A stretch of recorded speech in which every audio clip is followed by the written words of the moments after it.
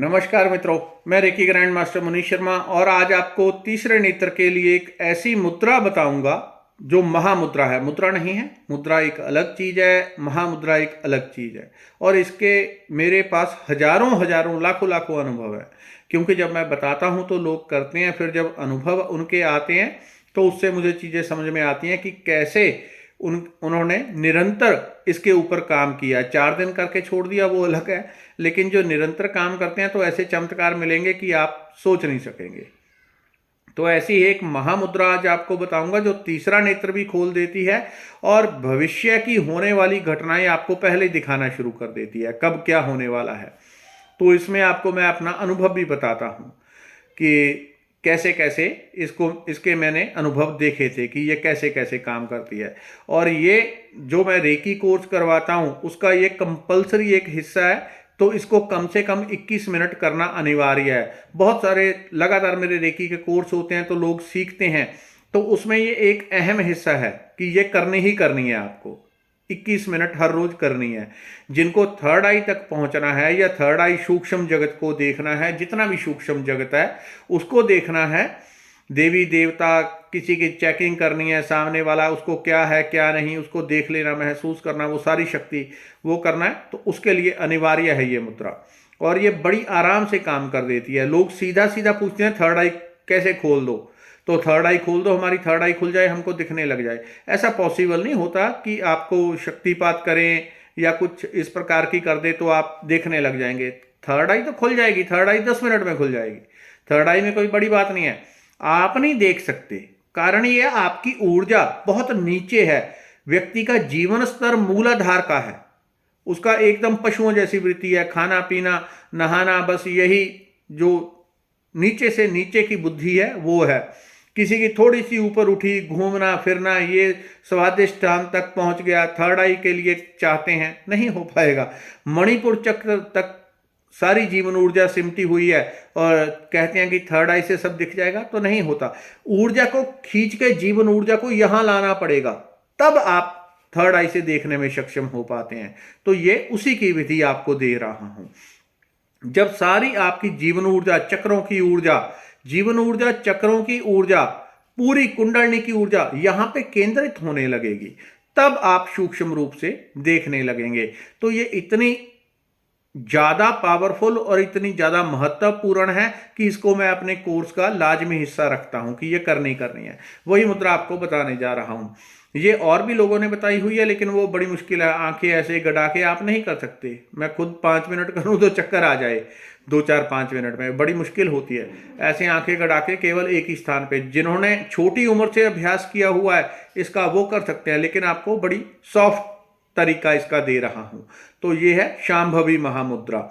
इसके लिए एक पहले जो मेन चीज है कि आपकी पीठ सीधी होनी चाहिए। जो लोग ऐसे सीधी नहीं रख सकते पीठ, जिनकी आदत नहीं है, तो वो पीछे किसी चीज का इस प्रकार से रख ले या तकिया रख ले, थोड़ा सा पीछे तकिया रख के उसके ऊपर बैठ जाए, तो आपकी पीठ स्वाभाविक रूप से सीधी हो जाएगी।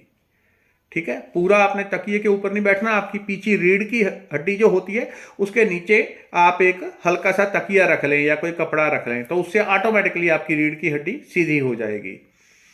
तो पीठ सीधी होनी चाहिए, एक चीज। नंबर 2, हाथों की मुद्राएं।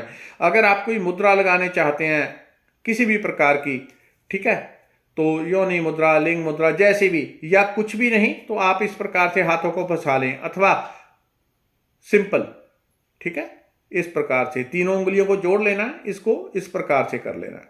ये बन गया। इसको जंघा के ऊपर रख लिया आपने, इस प्रकार से अपनी जंघा के ऊपर रख लेना है। और गर्दन आपकी नॉर्मली, ये मेरी सीधी गर्दन है, लेकिन मैं सीधी नहीं रखूंगा। क्या करूंगा, ठुड्डी को 2-2.5 इंच ऊपर कर दूंगा, थोड़ा सा। जब मेरी ठुड्डी थोड़ी सी ऊपर उठ जाएगी, जो मेरी ऊर्जा का स्वाभाविक फोकस है वो सारा तीसरे नेत्र पे आ जाएगा। अगर मैं सीधी रखूंगा तो ऊर्जा फैली रहेगी, इसलिए मैं सीधी नहीं रखूंगा, ठुड्डी को थोड़ी ऊपर उठा दूंगा। 2-2.5 इंच ऊपर, 3 इंच ऊपर कर दी मैंने। और मुद्रा चाहे आप ऐसे रख लें या कोई मुद्रा बना के भी, आप कोई भी मुद्रा आप बना के बैठ सकते हैं, कोई भी जो आपको आती है। अभी मुद्रा की बात नहीं करेंगे, नहीं तो वीडियो बहुत लंबी होगी। नहीं तो इस प्रकार से या ऐसे भी आप रख सकते हैं हाथों को। ये रख के पूरा ध्यान आपने तीसरे नेत्र के ऊपर ले आना है। तीसरे नेत्र के ऊपर लाके ध्यान को दो उसमें बांट देना है। कैसे कि यहां पे भी आपने ध्यान रखना है और श्वास के ऊपर भी, यानी थर्ड आई के ऊपर जहां पे हम तिलक लगाते हैं वहां पे आपने देखते रहना है, लेकिन जो श्वास आ रही है जा रही है उसके प्रति आपने अवेयर रहना है, जागरूक रहना है। तो श्वास को आप देखते रहेंगे, श्वास आ रही है जा रही है, और ध्यान तीसरे नेत्र पे। तो इस मुद्रा के प्रभाव से आपको थोड़ी ही देर में थर्ड आई के ऊपर खिंचाव, दर्द, वाइब्रेशन, मीठा एहसास, कंपन या दृश्य दिखना या सूक्ष्म चीजें, वो कुछ लोगों को एक ही दिन में, कुछ लोगों को 5, 10, 20 दिन लग सकते हैं।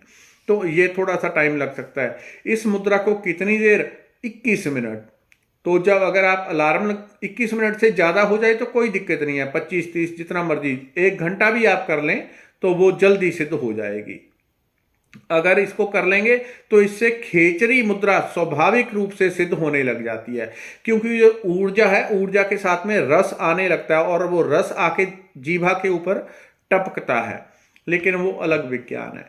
तो लेकिन हम शांभवी की बात कर रहे हैं, तो इस प्रकार से आपने ध्यान को तीसरे नेत्र और श्वास के ऊपर रखना है। अब इससे एक आपको अपना अनुभव बताता हूं।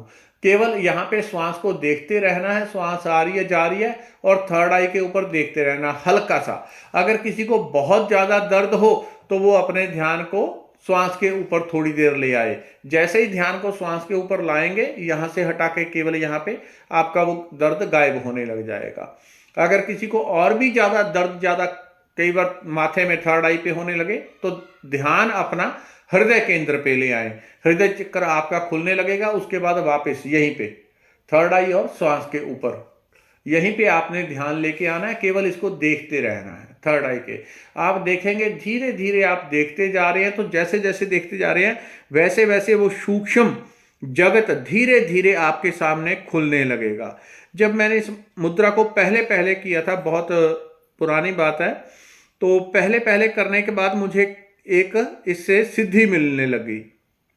सिद्धि मिल गई। सिद्धि कैसी कि जब मैं इस मुद्रा को बैठा हुआ हूं और जो अभी 10 मिनट में आने वाला है, कोई जाने वाला है, कोई आधे घंटे में आ रहा है, कोई 1 घंटे में कुछ होने वाली है, कोई 4-6 घंटे बाद वो चीजें होने वाली हैं, या कोई अनजान व्यक्ति जिसको मैं जानता ही नहीं वो आने वाला है, मिलने वाला है, या किसी की कॉल आएगी, तो वो इस प्रकार का वो चीज मुझे एकदम दिखनी शुरू हो गई। इसको मैंने बार बार जब देखा कि ये क्या हो रहा है, तो मुझे समझ में आया कि जो 2 घंटे बाद अनजान आदमी आया जिसको मैं जानता ही नहीं, उसको मैंने पहले ही यहाँ पे देख लिया था। वो आके खड़ा हो गया और वही शक्ल, वो चीजें एडवांस में दिखनी शुरू हो गई। वो सारी की सारी होनी बातें आगे हैं, लेकिन वो होनी शुरू हो गई। लेकिन मैंने उसको एक तरह से छोड़ दिया।